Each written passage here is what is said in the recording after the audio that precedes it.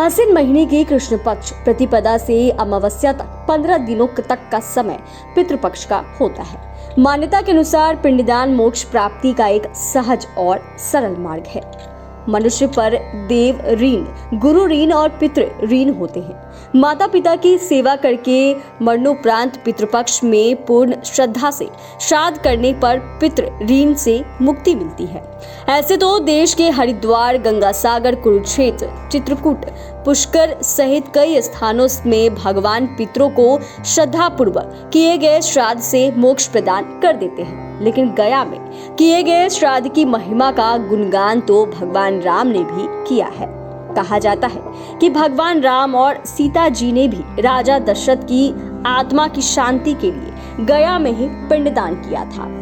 गया को मोक्ष धाम कहा जाता है क्योंकि यहाँ पितरों को मोक्ष मिलता है। पितृपक्ष में पितरों की मुक्ति को लेकर काफी संख्या में देश विदेश से लोग यहाँ आकर पिंडदान श्राद्ध कर्म करते हैं। यहाँ 1, 3, 5, 7, 15 और 17 दिनों का कर्मकांड किया जाता है। कर्मकांड यहाँ स्थित 54 वेदियों पर किया जाता है। इन वेदियों की अपनी अपनी मान्यता है।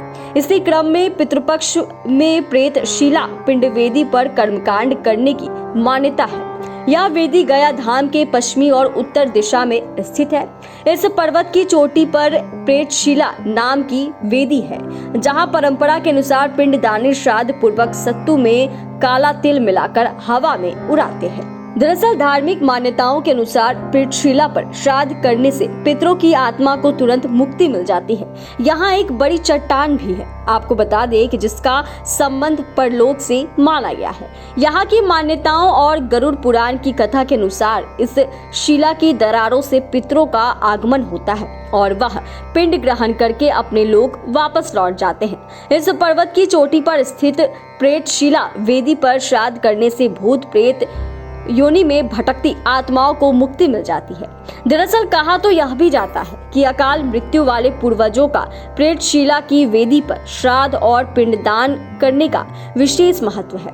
पिंडदान के बाद यहाँ परिजन ताली बजाकर ठहाका लगाते हैं। इसके पीछे मान्यता है कि अकाल मृत्यु के कारण किसी की मौत होती है तो उनके घर में लोग रोते हैं, लेकिन प्रेतशिला में पिंडदान करने से ऐसे पितरों को मोक्ष मिलता है। यही कारण है कि पिंडदान के बाद परिजन 3 बार ताली बजाकर ठहाका लगाकर खुशी का इजहार करते हैं। वहीं धामी पांडा शिवा पांडा जी बताते हैं कि यह अकाल मृत्यु से जिनकी भी मौत होती है उन पितरों का पिंडदान करने से उन्हें मोक्ष की प्राप्ति होती है। यहाँ 365 दिन पिंडदान का विधान है। यहाँ 2 स्थान है, एक ब्रह्मकुंड और दूसरा प्रेतशिला। पिंडदान करने वाले पिंडदानी 34 पिंड बनाते हैं। इसे दोनों स्थानों पर विसर्जित किया जाता है।